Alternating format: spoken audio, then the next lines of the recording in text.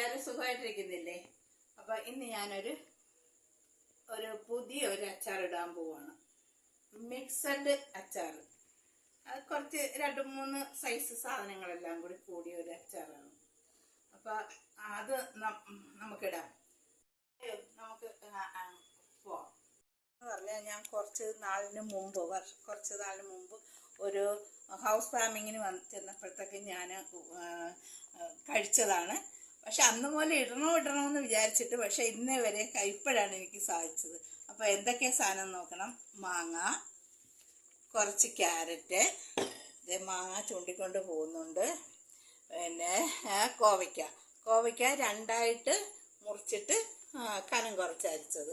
അതുപോലെ തന്നെ അതേ നീളത്തിൽ തന്നെയാണ് ക്യാരറ്റ്, അതേ നീളത്തിൽ തന്നെയാണ് മാങ്ങായും. അതിന് ഇഞ്ചി വെളുത്തുള്ളി പേസ്റ്റ്, പച്ചമുളക്, മഞ്ഞൾ, കായം, മുളക്. അതാണ് നമ്മുടെ അച്ചാറുണ്ട്. അപ്പം ഞാൻ ഇത് പത്രം വയ്ക്കാൻ പോവാണ്.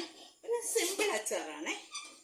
ഒഴിച്ച് കൊടുക്കുകയാണ്. ചട്ടി ചൂടായി, കുറച്ച് എണ്ണ മതി, എന്നാലും എണ്ണ വേണം. കൊടുക്കുവാണ്. എണ്ണ ചൂടായിട്ടുണ്ട്.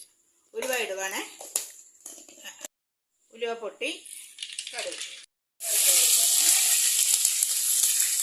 അതിൻ്റെ ഇഞ്ചി വെളുത്തുള്ളി പേസ്റ്റ് കൊടുക്കുവാണ്.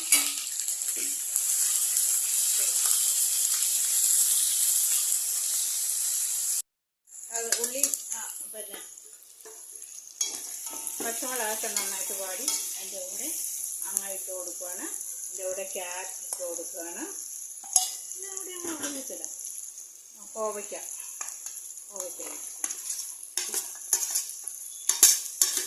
അത് വാടി വരട്ടെയില്ല.